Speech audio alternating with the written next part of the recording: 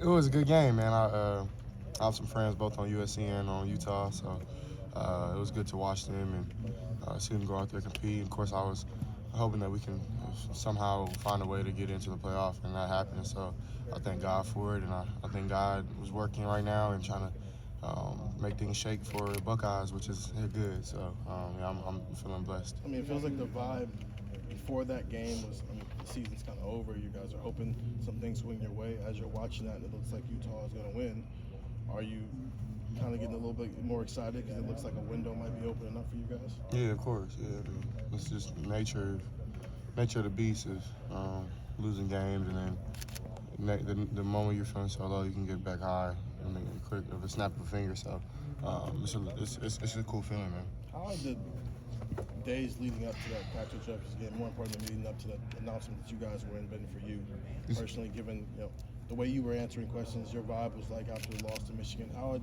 you kind of handled those days leading up to that announcement that you guys were in the playoff, and how did your mood kind of swing when you felt you saw you had another chance to kind of build on your legacy early? I mean, yeah, I was really just staying prayed up.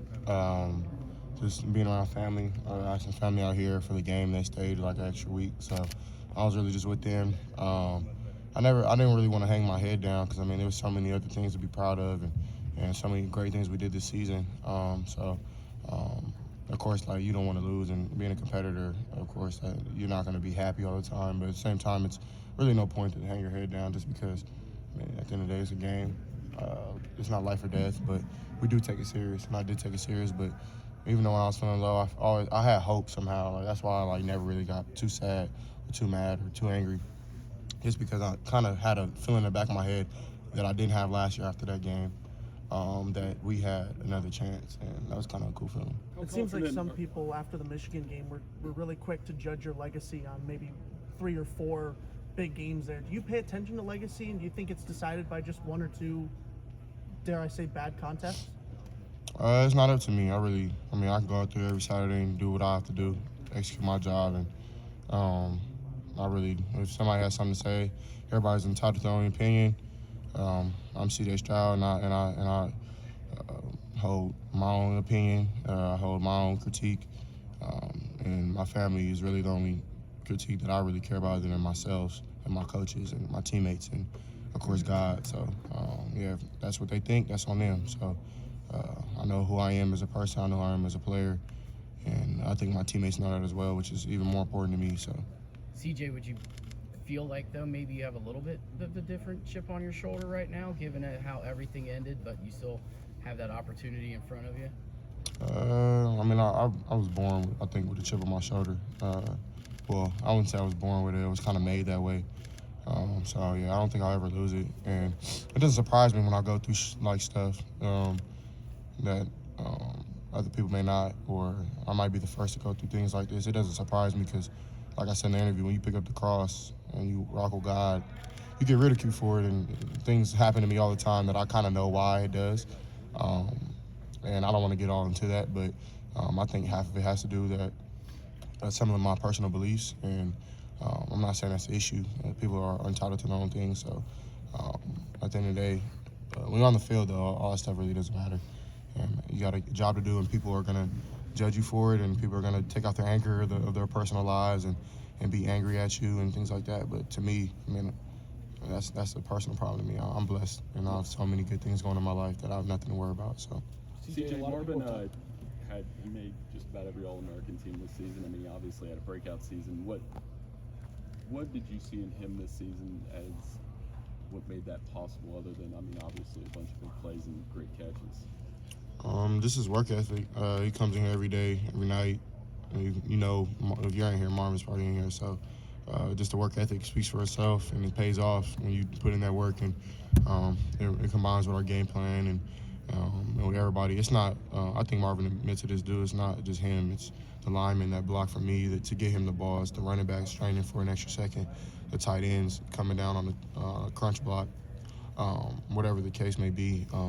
That's what makes other players special is football is such a team sport, so it takes everybody. And I think Marvin is definitely somebody who will admit to that, but he's special, man. You can just tell, and he'll continue to do great things. And with Coach Day talking about you guys playing loose, I mean, how much does that go for this passing attack? I mean, obviously a talented Georgia secondary, but I mean, how confident are you to go down there and make big plays against a very talented Georgia team? I mean, if you want to win, that's what you got to do. You can't go in there timid or second guessing yourself, and you got to really just let it loose, let it hang, and go all out. So I mean, that's kind of how we've been practicing lately. These last couple days have been really competitive and a lot more good on good. So it's kind of just getting us ready for that moment and those plays to be made. CJ, you turn on the tape, you see Malachi and Chris Smith and Keely Ringo. What are your first impressions of those guys that you guys are going to have to throw into? Yeah, they're all really good players. I know Keely from recruiting, and know him. He's a good dude and hell of a football player. Leak and those guys do a great job of they're really good at man, press man, off man, zone coverage. They really can do it all. So it'll be a test for us, and it'll be fun. So I know they're looking forward to it, and we are as well. And it'll be a good matchup. I know everybody in whoever's a college football fan has been waiting for this matchup since last year. So I know it'll be a lot of emotions, a lot of fun, really. So I mean, I tip my hat off to those guys watching on film. They do a lot of good things, good communicators and things like that. So we got to be on our game. You see the LSU game and see the success that they had going downfield, saying, look, there is a path, there is a way that we can play downfield. Do you get some good feelings out of that? I mean, that's LSU. We got to play Buckeye football, and if that means we have to run the ball, then that is what it is. If that means we got to throw it, then it is what it is. In these type of games, you got to just find ways to do what works for you, in my opinion. So what LSU did is what they did, and I'm pretty sure they're fixing those problems right now, just like we're fixing our problems that we've had. Problems have always been there, and this is a good time because you have about a month away from playing in that game, or how many days, and you want to fix those things and problems. So I'm pretty sure they're not just going to let us do what LSU did, and they'll have some wrinkles and some things new that we haven't seen on film. So, and that's my guess on that. And I mean, LSU did a decent job, but I mean, Georgia's a hell of a football team, so they're good, man. They're not just going to let us go out there and run the same coverages and do the same plays as LSU. We got to be original and be creative. So, for what your responsibilities are as a quarterback, are there much differences in preparing for a team who's a 4-down front versus a 3-4 scheme? I mean, we've been kind of facing similar fronts every other week, to where they do go 4 down, they do go 3 down, they do go bear, which is 5 down, and mix it up and things like that. So, I mean, the preparation for me when it comes to protections definitely plays a part into that. Just to know what I'm looking at, know who I got to slide to, who my matchups are, and things like that, and knowing numbers and game and players and stuff like that. Who's down, who's up. So yeah, it plays a part, but I think it more so plays a part into the run game. So yeah. And knowing when you know the pressure is coming, was expected at least to come from the interior, versus maybe an edge rusher is maybe the problem. How does that impact the way you go about things, and how does that impact you as a quarterback? I mean, honestly, it depends on what type of game it is. I know that if it's coming from the outside, then I probably got to step up. If it's coming from the inside, then I probably got to push back or step to the side or something. So really just it has to do with my drops more than my mental. I try not to look at it and look down the field and really just figure out my problems before the play snaps and do it that way, just so that I'm not worried about a rush. And I know my lineman got me, and I don't really be back there worrying if they're going to pick him up or not, as long as I give them the right ID and make the protection call right. So, and I think I do a decent job of that and fix some issues that we have. So, CJ, what do you remember about 2020 in the playoff and kind of watching Justin prepare for these games, and what could you take from that to use for this one? I think the thing that Justin is so special is that he's a competitor. He's going to put it all on the line, and I definitely think that that's something that I watched as a freshman and seen him do.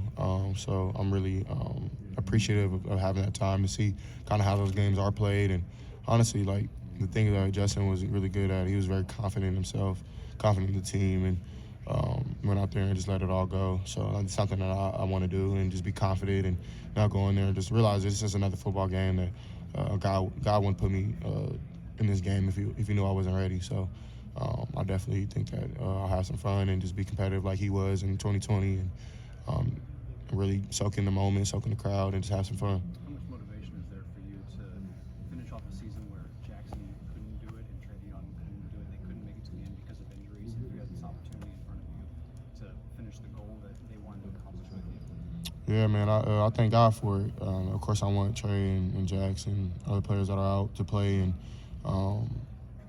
honestly, like, it sucks. I feel so bad for them, and they work so hard, and honestly, the stuff that people are saying to them is crazy, man, like, especially Jackson. I don't go into back and forth with people and try to prove them wrong or right. I really don't get into that. It really doesn't matter, but it's sad that we really put our lives on the line and our bodies on the line and our mentals. And I'm not saying other people in other careers don't, but people judge us so much because we have a scoreboard and we have a result that people can go look up online.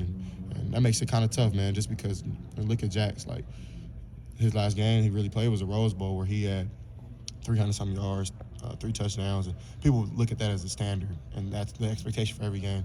And how do you live up to something like that every day? You know what I'm saying? And he has, like, the work he puts in. So it's kind of it's bittersweet. So I know that people were talking about how he should play, and y'all have no idea the stuff that he's been through this year, like no clue. So who are people to talk about my brother like that? You know what I mean? So it kind of gets me a little angry that people try to make it seem like he's not a team player and that he doesn't care about his teammates. And that's the total opposite wrong. I'm on the phone with him every day. House practice, bro. I'm watching film. I'm doing this. I'm helping out the young receivers. He helped out Marv so much this year. He helped out Mac, those dudes who had to step up. Same with Trey. Like, you know what I'm saying? So it's unfair for people to kind of try to ridicule Jackson or Trey or anybody who's out with injury, because that's the worst part of this game. And something I've been doing lately is just, of course, I was a little upset about the game and losing and things like that. But Bab questioned me. He was like, bro, do you know how many things you have to be thankful for? Like, and he told me to go home and just pray and think about all the things I have in my life. Like, I'm able to wake up every morning with a sound mind. I'm able to breathe. I'm able to walk. There's kids in the hospital right now that can't run, that they can't get up. So, like, there's so many things to be thankful for. And just because you didn't win a football game, you know what I'm saying? Like, of course, I take it very serious. I mean, I live it. A lot of people just watch the game and be on the couch. I live it every single day. I'm the one who getting laughed at on TV and things like that. And yeah, it's somewhat unfair that people have that type of opinion. And I don't know. I'm sorry if I got away from your question. That was on my heart. And yeah, but I just want to go out there and do it for them. Really, do it for those guys who didn't, like Marcus Crowley, who maybe had to never play again in his life, our old running back, and another brother of mine. You know what I'm saying? So it's people like that I want to do it for, that I care so much about. So yeah. That's clearly I mean, you just got pretty emotional there talking about that and protecting Jackson and protecting Trey, talking about Marcus Crowley. Behind the scenes, how have you guys kind of dealt with some of the backlash sometimes you guys can receive as athletes, especially coming off a game that you're not supposed to lose? It's a rivalry game. How have you guys dealt with that behind the scenes? I know as a team we stay tight. That's something that Coach Day was really preaching, is that we can't splinter, we can't point fingers, but we do have to solve the issues, because the issues are always there. It's just they highlight when you lose. And for me, it's just been a lot of prayer, man, a lot of thought, a lot of fellowship with my teammates. Like, we have a Bible study with Coach Walden every week. Those have helped tremendously. My Bible studies back home with on a Zoom with some of my uncle back home, Uncle Art Hall, that I've told y'all about before, with the Ball by Faith Foundation, and things like that, man. That just kind of kept me cool, and I think that helps me to help everybody else. Do you ever get used to this? Yeah, honestly, it's sad that I am used to it. Like, I'm used to getting things on my phone that honestly aren't. People wouldn't be proud if they were everybody in the world were able to see it. But it's fine. Like, it comes with the terror. You have to accept the good with the bad. I don't feel bad for myself. I never will. I don't want other people to feel bad for me. My mom, like, she gets a little upset and stuff. And but I mean, at the end of the day, you have to accept the good with the bad. Like, I'm so blessed in my life to have so many people I've inspired. Like, that's the thing that keeps me going, is the kids that I see, man. I think that's why I'm really on this earth, and I think that's why I have a God-given talent, is to inspire kids. Inspire not only kids but adults as well who want to do great things in their lives, and I feel like that's my job and that's what I need to do. So, and I honestly think, like, they hated Jesus. You know what I'm saying? Like, they hated the Messiah, the King of Kings, Lord of Lords. So, if I get a little bit of it, so be it. If it's for His glory. To those people who are doing those things, man, God bless you, because I don't know what's wrong with you, but it is what it is. You know what I mean? And so I don't. I'm actually kind of thankful for it, because this is what I asked for. So like I said before, you can't look at the bad and be like, dang, like this just sucks. But I think there's so many good things as well. So. Regardless of how more questions for CJ, guys. Last Saturday, how much of that is a healthy perspective to see how far you've come, where you're at, and where you're going, and to see that from other people, and to talk to people in your family about that journey, that process, to maybe put things in perspective? Because I'm sure that the season can be a day-to-day grind. It's hard to see that out of the tunnel. You saying Saturday is what? Just the voting and being in New York.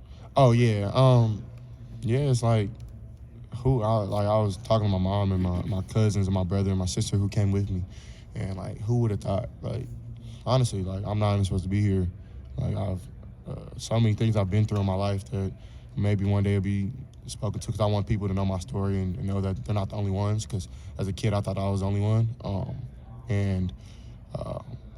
We were just sitting in Times Square, and I was looking at the things, and my face was on there. I was like, bro, like, I'm from the IE 9. I'm from the 9, where a lot of people don't make it out. You know what I'm saying? Where people in my situation like lost hope, and for some reason God chose me. He put His hand on me, and He gave me the mark. And so like, when it comes to that, like, I was just like kind of soaking in the moment, just having fun with it, and it was just a blessing to just be out there, be with other guys. I feel like I have 3 new friends now. Like, they were really cool dudes. All had good things to say about me, and I had great things to say about them. Really good football players, but better people, I feel. So just to be able to like kind of go out there again and for the second time and just enjoy it, man, it was a blessing. So I'm really just happy that I had the opportunity. But that's why, like, even like when you're at your low, like God always finds a way to kind of let you know that you're okay and you're exactly where He wants you to be. So.